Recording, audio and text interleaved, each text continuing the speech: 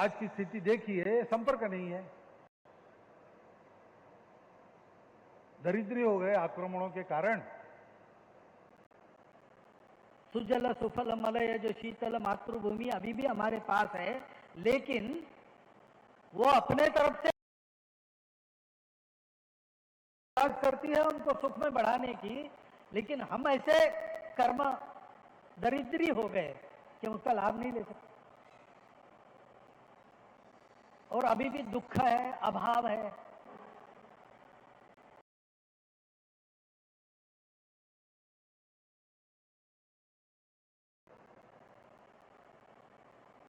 इसका लाभ बाकी लोग लेते हैं। जिनको भारत को बलवान नहीं बनाने देना है, भारत के बड़े होने से जिनके स्वार्थ के दुकान बंद हो जाएंगे, ऐसी ताकतें दुनिया में है, और वो प्रयास करती है कि भारत कभी उठे नहीं। ऊपर से चिकनी चुकड़ी बातें करेंगे, वाह वाह करेंगे, परंतु अंतस्थ हेतु सब समझते हैं। हम भी जानते हैं, जिनको जानना है वो भी जानते हैं। उनका ये सतत उद्योग रहता है कि आपस में हम बटे रहे, आपस में लड़ते रहे। अब इसको भी ठीक करना है, और ये नहीं होता तो भी ये कैसे संभव है भाई? हम एक राष्ट्र है, हम एक समाज है, हमारा एक शरीर है।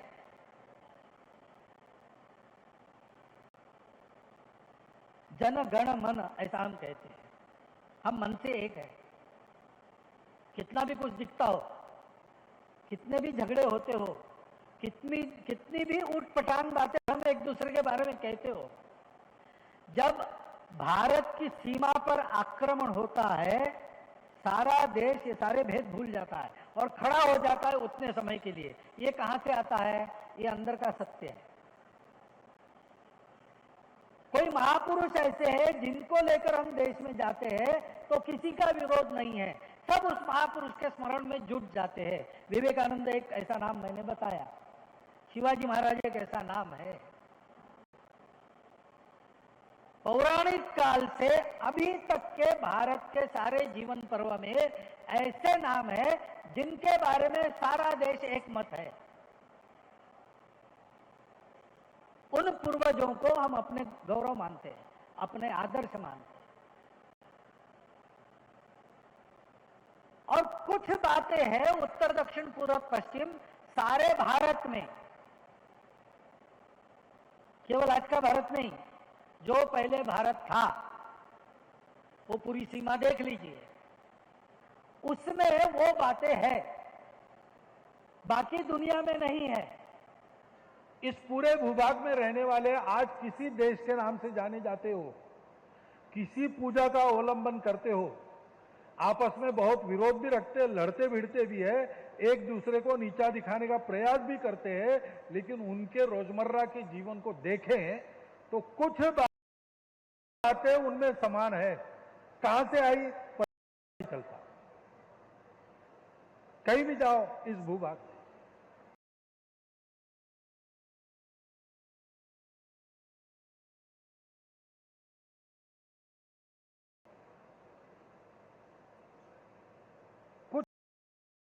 आप खरीदो, पैसा दो, पूरा तोल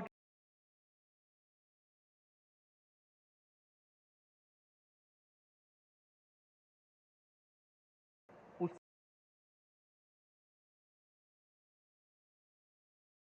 अनेक नाम है उसके, कस्तूरी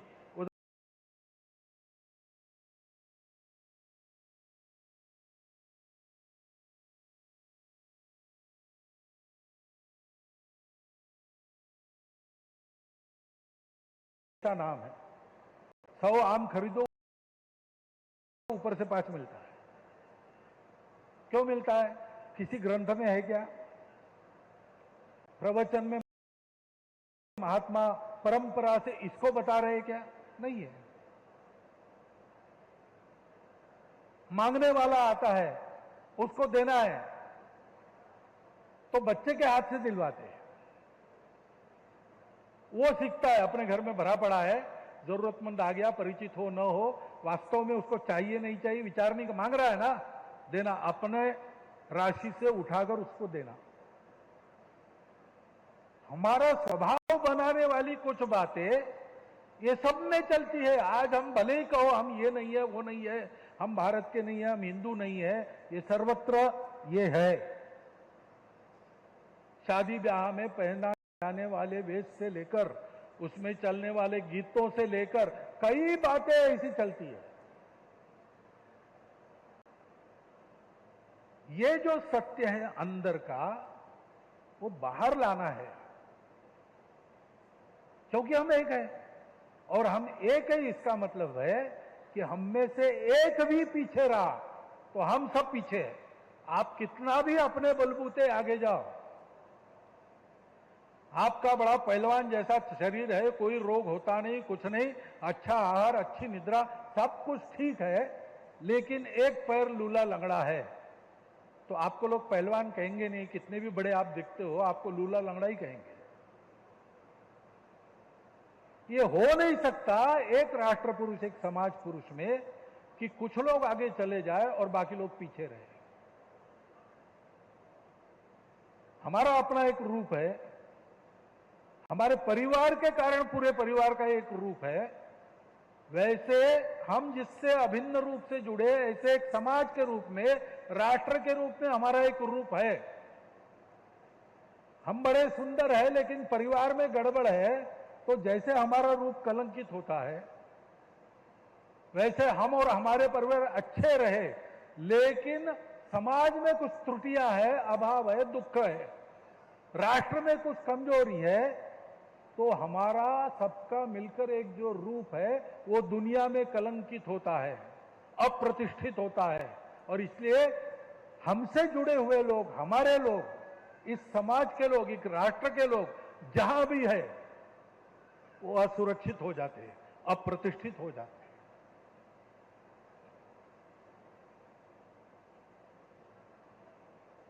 दुनिया में ऐसा भी एक शासक निकला, ईदी अमीन नाम का। उसने 3 दिन का नोटिस देकर सब भारतीयों को निकाल दिया, शरीर पर जितने कपड़े उतने लेकर चले जाओ। उनको जाना पड़ा, देश विदेश में जाकर बसना पड़ा, बहुत कठिनाइयां झेलनी पड़ी, फिजी में से निकाल दिया गया। वहां तो भारत की परिस्थिति नहीं थी, लेकिन कैसे निकाले गए? इसलिए कि उस समय भारत के बल की कोई प्रतिष्ठा नहीं थी और इसे जो मर्जी आए करो, भारतीयों के साथ कोई पूछने वाला नहीं है। आज ये परिस्थिति बदल गई है और अधिक बदलनी चाहिए, बदलेगी। पर क्यों बदली है?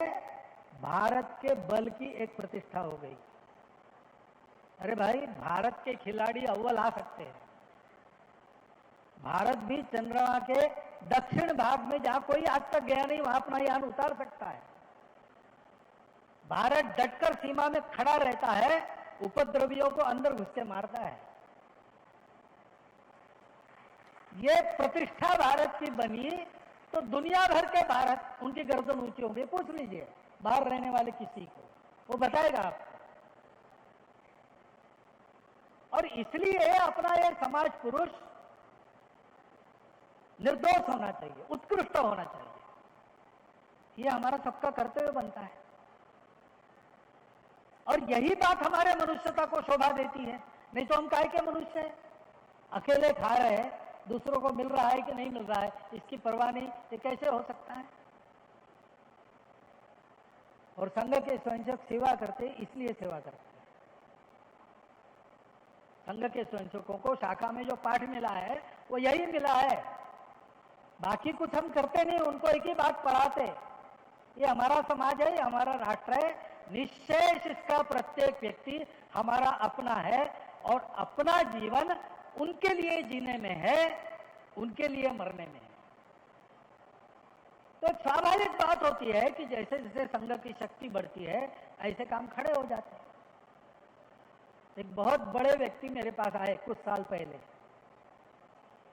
और उन्होंने कहा कि भागवत जी, मैं आपके पास इसलिए आया हूं कि हमने बहुत कमा लिया, अब हमारी 5-7 पीढ़ियां बैठ के खा सकती हैं। अब हमको लगता है कि इस धन का उपयोग देश के लिए करना है, सेवा के लिए करना है। और आप बहुत सेवा करते हो संघ के लोग, तो आपका मॉडल हमको समझाइए, हम वैसी सेवा करेंगे। तो मैंने उनको कहा कि ये बिल्कुल मत कीजिए, आप हमारे मॉडल की सेवा मत कीजिए, आप अपने सोचिए, अपना मॉडल बनाइए, सेवा कीजिए, उसमें जो भी सहायता आपको चाहिए हम करेंगे। लेकिन ये हमारा मॉडल आपका नहीं बन सकता। वो क्यों नहीं बन सकता? मैंने कहा कि देखिए, आपने ही बताया इतना कमा लिया कि 7 पीढ़ियां बैठकर खाएगी और आप सेवा करेंगे, अच्छी बात है, हमारा 100% समर्थन है। ये बहुत उत्तम विचार आपके मन में आया, आप कीजिए, हम मदद करेंगे। लेकिन हमारा मॉडल कैसा है कि हमारा स्वयं सेवक वो खुद फटा कुर्ता पहनने वाला है और उसको दुख दिखता है कहीं पर, वो जाके विचार भी नहीं करता। अभी इन्होंने 21 महीने में बनाने का वचन दे दिया, कुछ विचार किया था क्या? कोई विचार नहीं किया, हिसाब नहीं किया था। ये यहाँ इतने सारे हॉस्पिटल ये सारे बने हैं, तो कुछ विचार किया था क्या, कैसे बनेगा, इतना बजट लगेगा, ये सेंटर्स होंगे? ऐसा नहीं, जहाँ आवश्यकता दिखती चली गई, काम करते चले गए। अपना समाज ऐसा है, वो कम पढ़ने नहीं देता, इसलिए काम खड़ा होते गया। मैंने उनको कहा कि ये आपसे नहीं होगा, आप अपनी योजना से कीजिए, बजट बनाइए, सेंटर्स बनाइए, क्या करना चाहिए कीजिए, हम आपको पूरी मदद करेंगे। आपका संकल्प बहुत अच्छा है, सत्य संकल्प है, परंतु अलग प्रकार से है। हमारा संकल्प ऐसा है क्योंकि ये दुख देखा नहीं जाता। जयप्रकाश बाबू दिल्ली के शिविर में आए बहुत पहले, 60 के दशक की बात है, और आए, देखा उन्होंने शिविर। बाद में प्रमुख कार्यकर्ताओं का परिचय, कुछ 30-40 कार्यकर्ता थे, परिचय प्रत्येक हमारे यहाँ बताते हैं, संघ आयु यानी कितने साल से संघ में है, तो बता रहे 40 साल, 30 साल, 50 साल। तो पूरा परिचय होने के बाद जयप्रकाश जी ने प्रश्न पूछा संशोधकों को कि इतने साल एक काम में आप टिके रहे, ऐसी क्या बात है? तो एक कार्यकर्ता खड़ा हो गया और उसने कहा कि देखिए, हम एक बात जानते हैं, इस समाज का दुख दर्द हमारे काम करने की प्रेरणा है। जब तक इस समाज में दुख दर्द है, हम काम करते रहेंगे, उसको मिटाए बिना हम चैन नहीं लेंगे। प्रेरणा ये है, उपकार की भावना नहीं है। जो काम हो रहा है उनको काम करने वाला ही मार्गदर्शन कर सकता है। मार्गदर्शन कार्यकर्ता कर सकता है। आप कार्य कर रहे हैं, मैंने भाऊराव देवराज सेवा न्यास का कोई काम किया नहीं है, बस उन्होंने बुलाया, मैं आया, उसके कारण उनको लगता है कि उनका उत्साह बढ़ा, तो मेरा किया कराया नहीं है, वो उनके अंदर की भावना है जो उनका उत्साह बढ़ाती है। तो कुछ भी ना करने वाला क्या बोले, क्या मार्गदर्शन करे? उसके बाद ये बात है कि मार्ग 2 बिंदुओं के बीच में होता है। एक आदमी कहाँ है, वहां से उसने कहाँ जाना तय किया है, ये निश्चित होने के बाद ही मार्ग तय होता है। तो आप कहाँ हैं, आपने अपना एक स्थान अपनी सेवा से उत्पन्न किया है, वहां आप है, आप उसको भली भांति जानते हैं। और अभी आपने अपनी भावी योजना भी यहाँ घोषित कर दी है, तो वहां तक जाना है, तो मार्ग तो निश्चित हो गया, आपको दिखाने की आवश्यकता नहीं। परंतु मुझे संघ में फ्रेंड, गाइड एंड फिलोसोफर ऐसा कहते हैं। तो गाइड तो आपको आवश्यकता नहीं है, और फ्रेंड तो हूँ ही, मेरा किसी से झगड़ा नहीं है, और अच्छा काम करने वाले सभी मित्र जगत के मित्र होते हैं, हम उनके मित्र ऐसा नहीं, वो सबको अपना मित्र बनाते हैं। अब रही बात फिलोसोफर की, तो ये चीज भाषण में बड़ी काम आती है। तो ये जब सब कुछ हो रहा है और सब जानते हैं क्या हो रहा है, कैसे करना है, उसके बारे में तत्व की 4 बातें बोलकर, क्योंकि सबसे लंबा समय मेरे लिए रखा गया है, काम करने वाले 2 मिनट 4 मिनट 5 मिनट बोले, मेरे लिए उन्होंने 50 मिनट का समय रखा है। तो कुछ तो यहाँ सुबह भोजन किया, उसको न्याय देना पड़ेगा। कुछ भी काम करता नहीं, एक काम दिया है वो जितना हो सके उतना करना। इसी भावना से मैं आपके सामने कुछ बातें रख रहा हूं। न्यास के लिए, न्यास के कार्यकर्ताओं के लिए केवल नहीं, उनके लिए है और वो जानते भी है। और भी जानने वाले बहुत यहां बैठे हैं, लेकिन हो सकता है कि किसी को नहीं मालूम, और मालूम है तो भी विस्मृत हो गई। उनके पुनर्स्मरण के लिए कुछ बातें बता रहा हूं।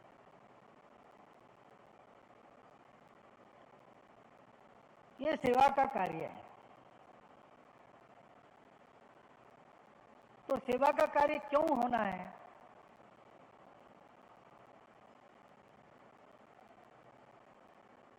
क्योंकि हमारे यहां जीवन का दिखने वाला भाग यही माना गया है।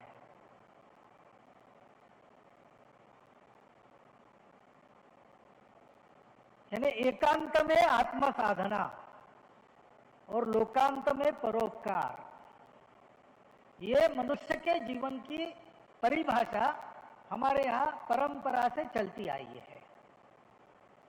और जिसका जीवन ऐसा है, वो दिखने में कैसा भी हो, उसके पास पैसा हो या नहीं हो, किसी पद को उसने प्राप्त किया नहीं किया हो, हम अपने बच्चों को उसी की कहानियां बताते हैं। बहुत से लोग वैसा होने का प्रयास करते हैं, बहुत से लोग नहीं भी करते हैं, लेकिन सब लोग अपने बच्चों को उन्हीं की कहानियां बताते हैं। जैसे स्वामी विवेकानंद के पास एक ढेला नहीं था, उन्होंने कमाया कुछ नहीं, घर में दारिद्र्य था। उस दरिद्रता की अवस्था में उनकी माता के लिए खेतड़ी के राजा साहब 100 रुपया मनी ऑर्डर भेजते थे, तब उनका और उनकी भाइयों का निर्वाह चलता था। विवेकानंद ने कुछ नहीं कमाया। ग्राम पंचायत में भी चुन के नहीं आए, कभी कोई सत्ता स्थान नहीं मिला।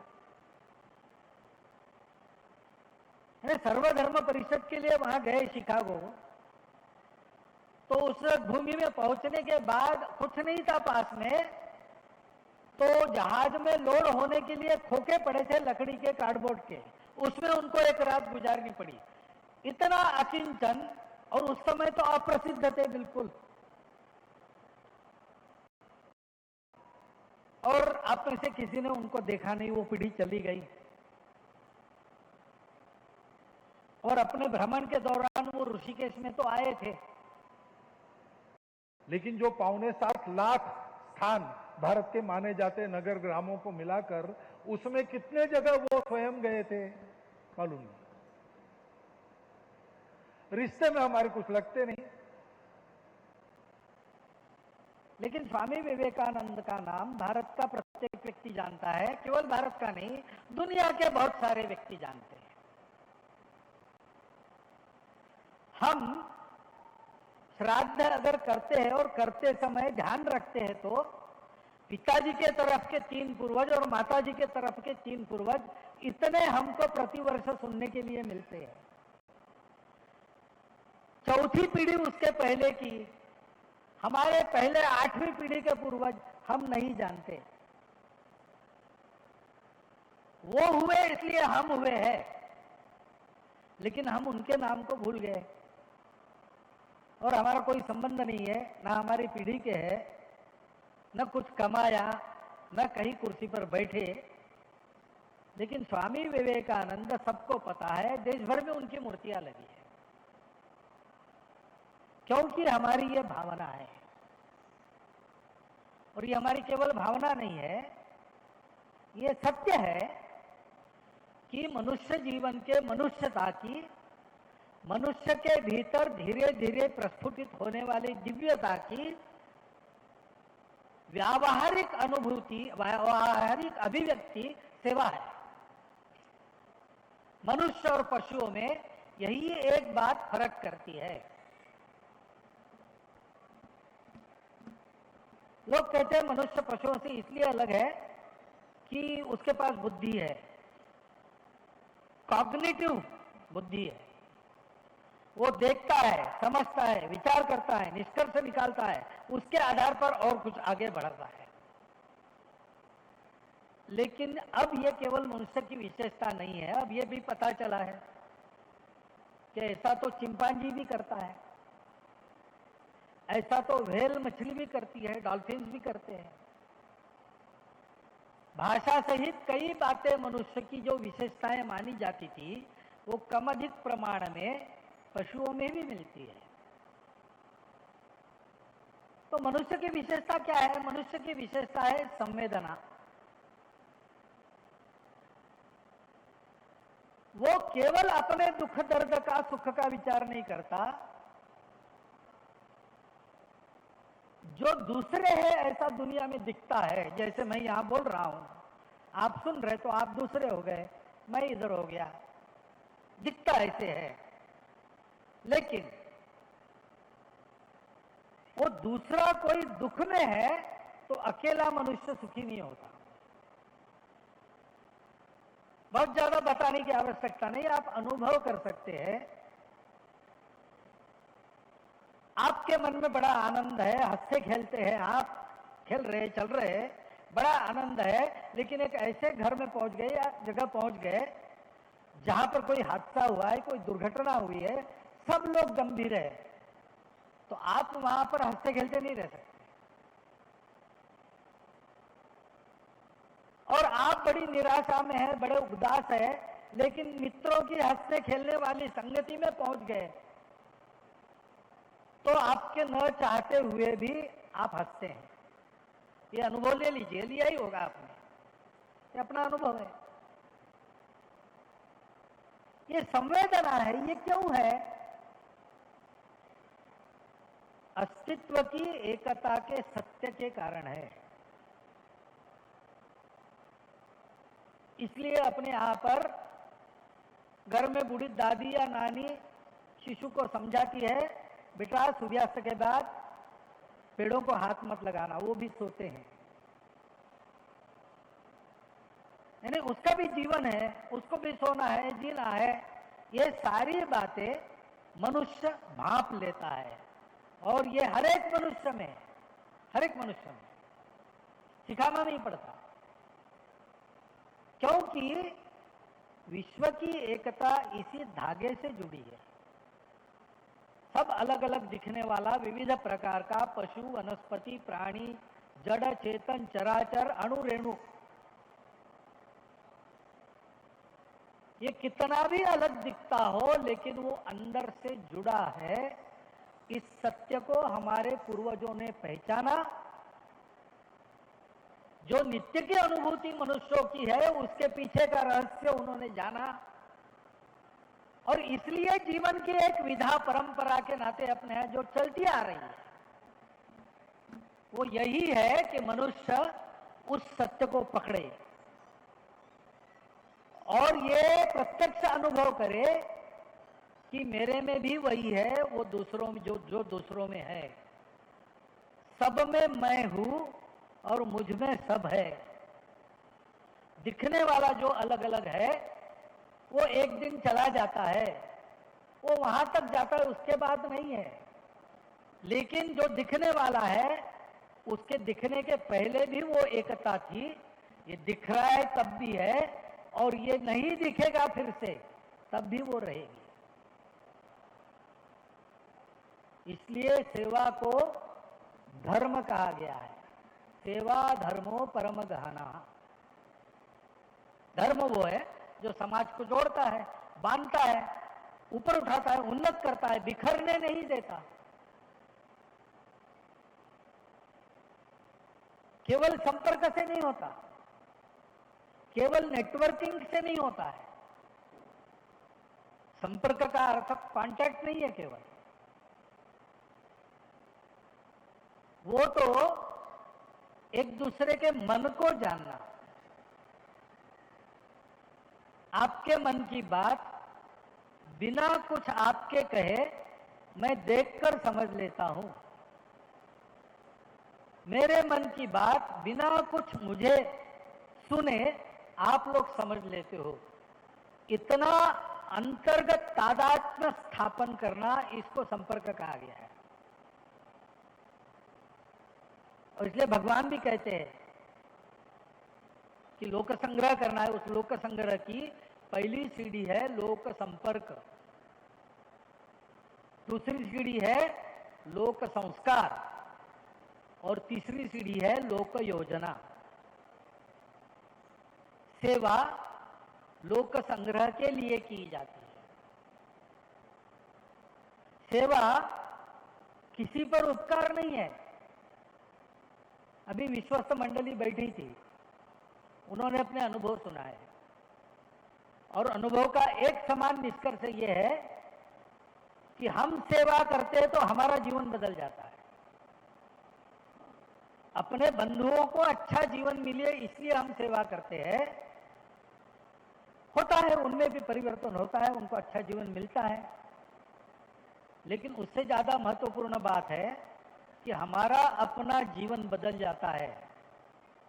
हम जब कहते हैं कि सेवा बड़ा पुण्य का काम है, तो वो पुण्य स्वर्ग में आपकी सीट रिजर्व होती है ऐसा नहीं है। वो पुण्य ऐसा है कि आपके जीते जी आपका जीवन इस